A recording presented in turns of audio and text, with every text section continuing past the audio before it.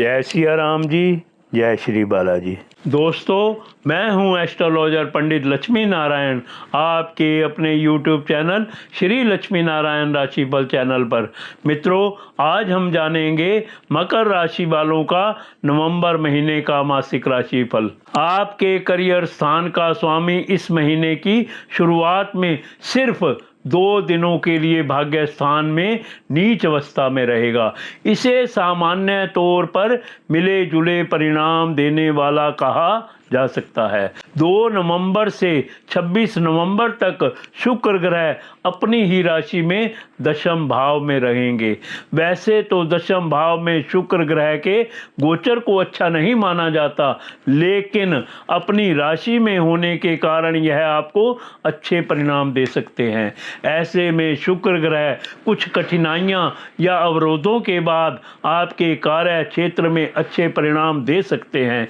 यदि आपकी बॉस कोई महिला है तो उसके साथ सम्मान पूर्वक पेश आएं। किसी भी महिला सहकर्मी से किसी भी तरह का विवाद ना करें। यदि सामने से कोई विवाद करने के मूड में नजर आए तो स्वयं को शांत रखना ही समझदारी का काम होगा। यदि कार्यालय में ही किसी से कोई प्रेम प्रसंग इत्यादि चल रहा है तो इस अवधि में 2 नवंबर से 26 नवंबर के बीच उन संबंधों में पूरी तरह से मर्यादा का पालन करते हुए अपने काम पर फोकस करेंगे तो कार्य क्षेत्र में अनुकूलता बनी रहेगी। अन्यथा कुछ दिक्कतें या अवरोध आ सकते हैं। व्यापार व्यवसाय के दृष्टिकोण से भी महीना अनुकूल है। साथ ही साथ नौकरी पेशा लोगों के लिए भी महीना अनुकूल है, लेकिन कुछ सावधानियों को अपनाने की जरूरत तो रहेगी ही। व्यापार व्यवसाय में कोई बड़ा जोखिम नहीं लेना है और अपनी क्षमता से बड़ी डील करने से बचना है। वहीं नौकरी के मामले में सहकर्मियों, विशेषकर महिला सहकर्मियों इत्यादि के साथ संबंधों को बनाए रखने की कोशिश करनी है। ऐसा करने की स्थिति में आप अपने कार्य क्षेत्र से इस महीने संतोषप्रद परिणाम प्राप्त कर सकेंगे। आपके लाभ भाव के स्वामी लाभ भाव में अपनी ही राशि में रहेंगे। साथ ही साथ महीने के अधिकांश समय आपके भाग्य भाव के स्वामी बुध ग्रह भी लाभ भाव में रहेंगे। इस महीने लाभ की स्थितियां काफी मजबूत नजर आ रही हैं। यदि आपने अपने कामों में आ रहे अवरोधों को पार करके आपने अपने काम पूरे कर लिए तो उनसे आपको अच्छे परिणाम मिल सकेंगे। आप चैनल को सब्सक्राइब कर दीजिए ताकि ज्ञान और जीवन से संबंधित वीडियो सबसे पहले आपके पास आए। आप वीडियो को लाइक करें और कमेंट्स बॉक्स में जय सिया राम जी, जय श्री बालाजी लिखें और पाएं श्री बालाजी का आशीर्वाद। स्वास्थ्य के दृष्टिकोण से नवंबर का महीना आपको औसत से बेहतर परिणाम दे सकता है। यदि आप उचित आहार विहार अपनाएंगे तो सब ठीक रहेगा। जिन लोगों को फेफड़े से संबंधित कोई तकलीफ पहले से है अथवा मुख से संबंधित कोई तकलीफ पहले से है, उन्हें अपने स्वास्थ्य के प्रति सचेत रहने की आवश्यकता रहेगी। जिन लोगों को अक्सर मुंह में छाले पड़ जाते हैं, उन लोगों को सुपाच्य भोजन करने की आवश्यकता रहेगी। साथ ही साथ अपशब्दों के प्रयोग से भी बचने की कोशिश करें। आपके प्रेम संबंध की बात की जाए तो इस महीने आपके पंचम भाव के स्वामी शुक्र की स्थिति औसत रहेगी। प्रेम संबंधों में आपको मिले जुले परिणाम मिल सकते हैं। पंचम भाव के स्वामी शुक्र 2 नवंबर तक नीच अवस्था में भाग्य भाव में रहेंगे। मर्यादित आचरण अपनाना बहुत जरूरी रहेगा। 2 नवंबर से 26 नवंबर तक शुक्र कर्म स्थान पर रहेंगे।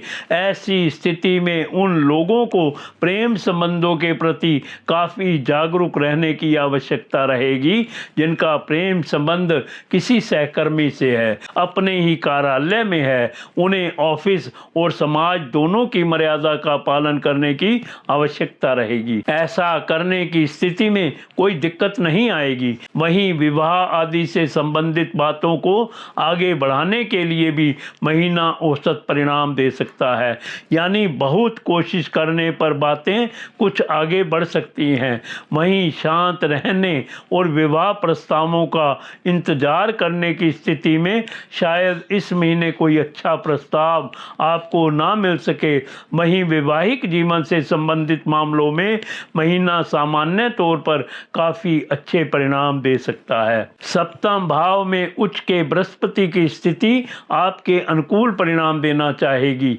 11 नवंबर के बाद बृहस्पति वक्री हो जाएंगे। उस अवधि में व्यर्थ की नोक झोंक से बचना जरूरी रहेगा। प्रेम संबंधों के कारक ग्रह शुक्र भी इस महीने औसत परिणाम दे सकेंगे।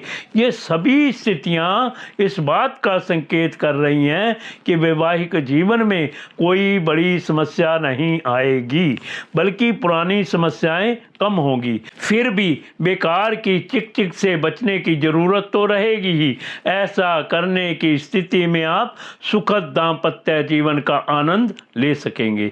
पारिवारिक मामलों में नवंबर के महीने में सामान्य तौर पर आपको मिले जुले परिणाम मिल सकते हैं।